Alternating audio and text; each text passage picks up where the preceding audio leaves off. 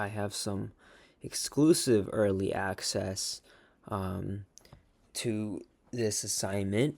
Um, I have connections. Uh, so, so yeah. So we're gonna start it off with how do structural barriers impact third-party and independent candidate success? Structural barriers impact third-party and independent candidate success because of the following.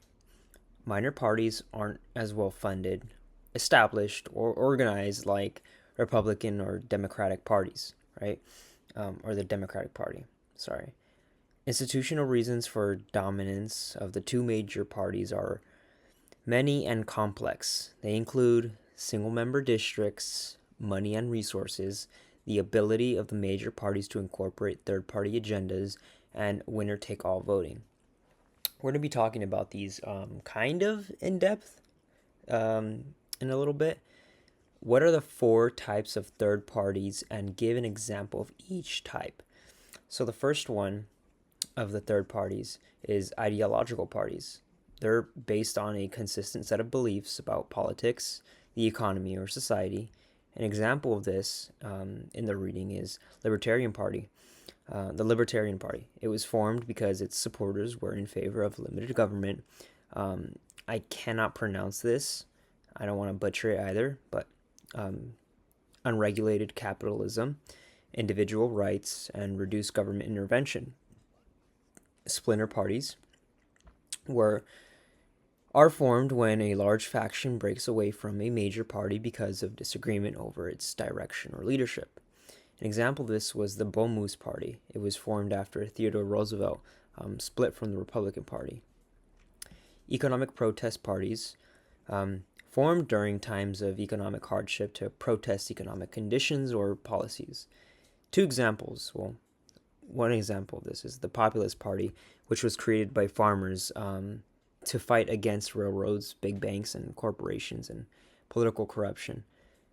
Second example was the Greenback Party, which just opposed monopolies. Single issue parties focus on one main issue and will either rise or fall depending on the amount of public attention that the issue has. Explain why the following are barriers to third party success. Single member districts, because there is no reward for second place. Third party candidates who do not receive the most votes get nothing. This system discourages minor parties and rewards only the candidate who finished first. This makes it very difficult for third parties to gain representation. B. Money. Democratic and Republican parties have organized fundraising systems with full-time staff and strong party networks, and it is a barrier because minor parties, first, they struggle to raise money, right? They're like minnows in a freaking ocean. They have difficult qualifying for government funding, and they often must self-finance like Ross Perot, and they cannot match the resources of major parties, okay? Ballot access requires fees and thousands of signatures, and major parties like Democrat or Republican already have established networks to collect signatures. They've been doing this for a long time. It's kind of like, it's kind of like if I were to want a position as a teacher, and I'm running up against Mr. Majewski, right? He was born during the Stone Age, so he's been doing this for a long time, right? Minor parties often lack the organization to do this easily because they're so small. They don't really have many, arms or tentacles to just tackle all these issues. Media rarely includes minor party candidates because they're so small. They don't get much attention, so the media doesn't really cover them.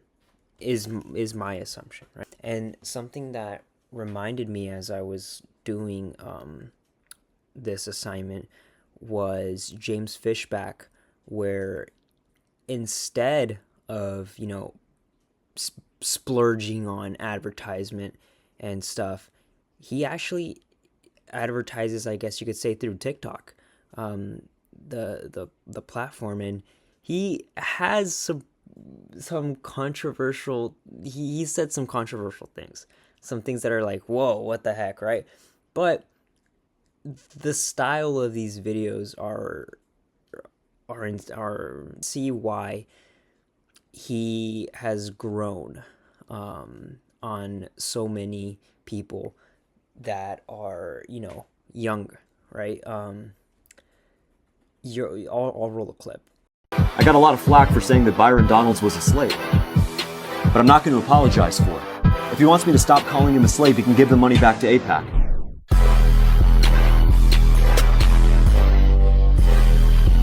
Right.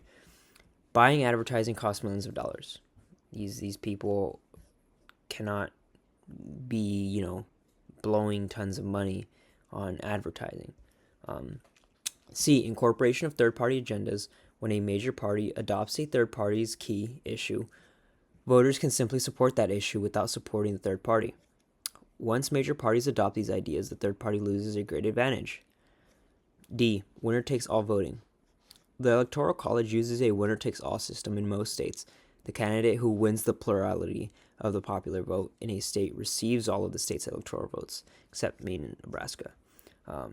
Third-party candidates rarely win entire states. They struggle to reach the required 270 electoral votes. Voters often avoid voting for third-party candidates because they feel it is throwing away their vote. The system basically discourages independent voters and helps maintain the two-party system.